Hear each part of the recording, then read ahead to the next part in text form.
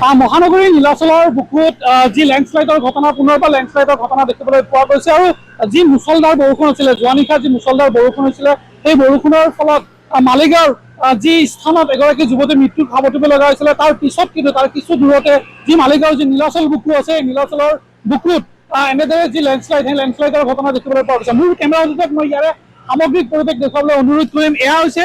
মালিগাঁৱৰ যি নীলাচল আছে নীলাচল পাহাৰ য'ত কামাখ্যা মন্দিৰ স্থিত যি নীলাচলৰ বুকু আছে নীলাচলৰ বুকুৰ ওচৰত এনেদৰে যি লেণ্ডশ্লাইডৰ ঘটনা এই লেণ্ডশ্লাইডৰ ঘটনা দেখিবলৈ পোৱা গৈছে আৰু এই লেণ্ডশ্লাইডৰ ফলত যি পাহাৰ যি খহি আহিছিলে খহি অহাৰ ফলত যি ওচৰৰ যি ফুটপাথ আছিলে এই ফুটপাথ কিন্তু সম্পূৰ্ণৰূপে নষ্ট হৈ যোৱা দেখিবলৈ পোৱা গৈছে আৰু এয়া সামগ্ৰিক পৰিৱেশ আমি আসাম ডক্সৰ দৰ্শকক দেখুৱাই আছো। এয়া যি মালিগাঁও স্থিত যি নীলাচলৰ বুকু আছে য'ত কামাখ্যা মন্দিৰ স্থিত যি নীলাচলৰ বুকু আছে নীলাচলৰ বুকুত যি পাহাৰৰ যি এটা অংশ সেই অংশ যি যোৱা নিশা যি যি মুছলধাৰ বৰষুণ হৈছিলে বৰষুণৰ ফলত এই যে অংশ সেই অংশ সম্পূৰ্ণৰূপে তললৈ খহি পৰিছিলে আৰু খহি পৰাৰ ফলত এই স্থান যি যাতায়াতৰ যি সুবিধা থাকে যাতায়াতৰ সুবিধা থকাৰ বাবে এই যি মূল পথটি আছিলে মূল পথটি সম্পূৰ্ণৰূপে বন্ধ হৈ পৰিছিলে আৰু তাৰপিছত ইয়াৰে যি স্থানীয় লোক আছিলে স্থানীয় লোকজনে এই যে স্থান আছে এই স্থানৰ যিসমূহ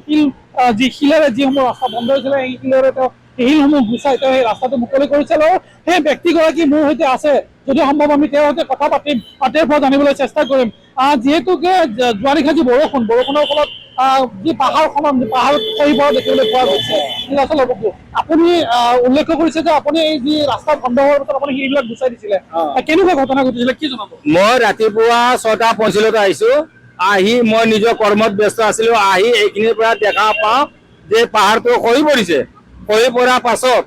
মই কিবা পাথৰ চাথৰ চিটি কৰি আছিল এইবিলাক মই ভৰিৰে ঠেলি ঠেলি চাইড কৰিলো কৰাৰ পাছত মই ডিপাৰ্টমেণ্টক জনালো আমাৰ মই গুৱাহাটী মিউনিচিপাল কৰ্পোৰেশ্যনৰ এজন কৰ্মী ছুপাৰভাইজাৰ এইখিনি দেখা পাইছো তাৰ পাছত প্ৰেছে আহি প্ৰেছে ফটো চটো লৈ গ'ল লৈ যায় মোৰ পৰা বাতৰি ল'লে মই ক'লো কোৱাৰ পাছত মই কোনোবা কিবা আঘাতপ্ৰাপ্ত হৈছে নাই একো হোৱা নাই কোনো একো হোৱা নাই ফুটপাথ আছিলে ফুটপাথটো ফুটপাথটো অলপ এই গ্ৰিল চিল ভাঙিছে ভাঙাৰ পাছত এই গছ চছ পৰিছে বাছ এইখিনি বন্ধ হৈ গৈছে ফুটপাথটো সম্পূৰ্ণৰূপে বন্ধ হৈ গৈছে বন্ধ হোৱা নাই পাথৰ চাথৰ চিটকি আহিছিল বাছ এইখিনি ফুটপাথ যিটো ফুটপাথ বন্ধ হৈ আছে এতিয়া বৰ্তমান ফুটপাথ বন্ধ হৈ আছে বাছ এইখিনিয়ে। এয়া আছিলে এজন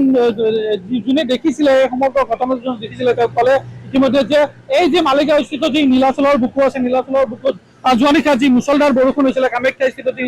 নীলাচলৰ পাহাৰ আছে নীলাচলৰ পাহাৰ সম্পূৰ্ণৰূপে খহি পৰিছিলে আৰু তাৰ পিছত এই যে স্থান আছে এই স্থান সম্পূৰ্ণৰূপে বন্ধ হৈ গৈছিলে আৰু এই যি মূল পথ এই মূল পথটো মই মোৰ কেমেৰা যোগেদি দেখুৱাবলৈ অনুৰোধ কৰিম। এয়া হৈছে মালিগাঁৱৰ যি মূল পথ সেই মূল পথ সম্পূৰ্ণৰূপে বন্ধ হৈ গৈছিলে আৰু তাৰপিছত